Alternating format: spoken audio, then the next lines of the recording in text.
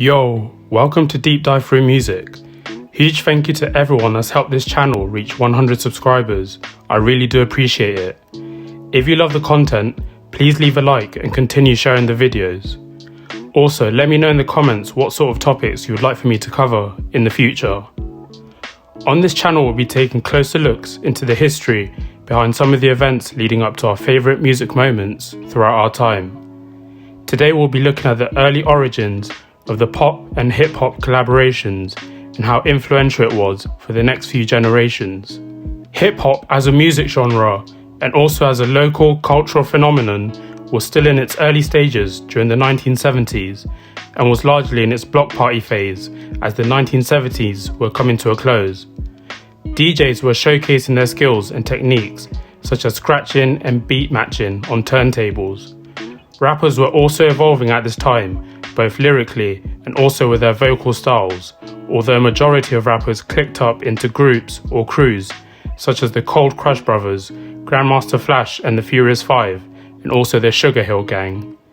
In 1979, hip-hop had started to become a mainstream genre as the Sugar Hill Gang released their worldwide hit, Rapper's Delight. The song is credited for introducing hip-hop music to a wider audience, reaching the top 40 on the US Billboard chart, as well as the top 3 in the UK and number 1 in Canada. Between 1979 and 1980, Fab Five Freddy, who was an up-and-coming graffiti artist from Bed-Stuy, New York, would regularly party at the infamous Mud Club nightclub in Lower Manhattan, which at that time was dominated by the punk rock music scene. The people into the punk rock music genre were rebellious and were always looking to find the next wave or the next trend, and this placed Fab Five Freddy into the perfect position to become the bridge between the New York uptown rap scene and the downtown punk rock scene. Fab Five Freddy would introduce punk rock nightclub promoters to one of the iconic DJs in the early hip-hop scene, Afrika Bambaataa. The success of Bambaataa's DJ skills throughout the various nightclubs in downtown New York opened the doors for other DJs to try and expand their fan base, especially one DJ named Grandmaster Flash. Grandmaster Flash was amazed at how receptive the crowd was in those nightclubs. He has gone on record to say, "I took it way downtown where it was primarily white people, and they said, 'Do what you normally do.' So here comes the bells, here comes Apache, here comes all the heat, in a room full of 95% white people. That stuff went off." Afrika Bambaataa and Grandmaster Flash were extremely successful in downtown New York, so Fab Five Freddy told Grandmaster Flash that he wanted to introduce him to a group that were curious and interested in this new trend. That group was the iconic Blondie. The lead singer of the band, Debbie Harry, told Flash, "I've been staring at you for the past 20 minutes, and I must say, you're quite incredible on those turntables. I've never seen anything like it before. You know something? I'm gonna make a record about you." The band Blondie at this time were one of the biggest music groups in the world and had had 3 number 1 songs between 1979 and 1980, each of their number 1 songs having huge pop and disco influenced backgrounds. On January 12, 1981, Blondie released their hit song Rapture, and Debbie Harry kept her word to Grandmaster Flash by rapping, "DJ spinning, I said my, Flash is fast, Flash is cool." Rapture became the first single ever containing hip-hop elements to hit number 1 on the Billboard Hot 100. Although the start of the song is heavily infused with pop music elements, lead singer Debbie Harry raps throughout the second half of the song. The rap lyrics are most definitely not the best we've ever heard. However, the pop intro manages to invite the mainstream world into the hip-hop culture for the first time. The success of the song led to a music video being released, where Debbie Harry showcases the graffiti artwork that was regularly seen in uptown New York. She also pays homage to Fab Five Freddy and Grandmaster Flash, although Flash was unfortunately not allowed in the video due to record label issues. The music video became one of MTV's first 90 videos to ever be played on the channel, after the channel had been created on August 1st, 1981, and was also the first music video with hip-hop elements to feature on MTV. Fast forward a few years and we get Melly Mel and Chaka Khan collaborating on their 1984 hit, I Feel For You.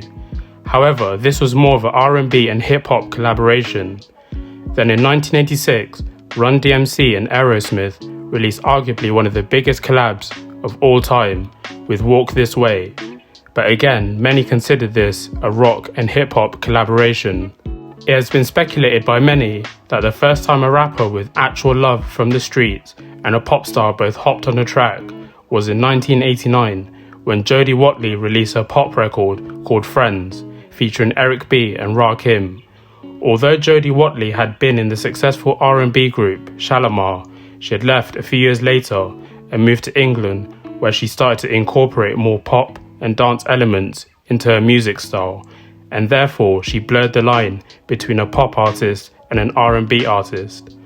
Rakim was arguably the best rapper in the world in 1989, as he was coming off the success of his debut album Paid in Full, and his collaboration with Jodie Watley helped Friends reach number 9 on the Billboard Hot 100. Although after 1989 there may have been a few attempts to make the pop and hip-hop collaboration work, such as the king of pop himself, Michael Jackson, working with Heavy D on a song called Jam, which was on Michael Jackson's 1991 Dangerous album. This single was a New Jack Swing song, which featured the rap verse from Heavy D, although sadly no credit was given to Heavy D on the album. But again, because this concept of pop and hip-hop merging together had only been tested by very few people, it meant even the king of pop was unable to make that formula work. However, this all changed in 1995 when that crossover between the pop star and a bona fide hip-hop artist finally excelled and would eventually go on to heavily influence the next few generations. Mariah Carey had cemented her place as a superstar in music and a pop culture icon in the early 1990s, with various hits and ballads that still have mass appeal to this very day. Between 1994 and 1995, Mariah was on top of the world and had sold millions of albums, partially due to her ex-husband Tommy Mottola controlling the type of music she was able to release. Mariah had grown tired of her ex-husband choosing her music styles, so she decided she wanted to explore other avenues that she genuinely loved and genuinely appreciated. Mariah Carey told one interviewer, "I've grown up listening to rap music. It's nothing new. It's literally been around for 20 years. Everyone always wanted me to go pop because it's always easier to be mass appeal, but that's boring to me. I can't just do that. It's really boring." Her first attempt into this hybrid of pop and hip-hop was the song Fantasy from her 1995 album named Daydream. The remix featured one of the most respected rappers in history, ODB. ODB was part of one of the most famous groups of all time, the Wu-Tang Clan, and he had just come off releasing his critically acclaimed solo project, Return to the 36 Chambers. Mariah mentioned in her autobiography, "I was a huge fan of 36 Chambers, and I was so excited, just literally a fan, like I can't believe this is happening." On August 23rd, 1995, Mariah Carey released Fantasy featuring ODB.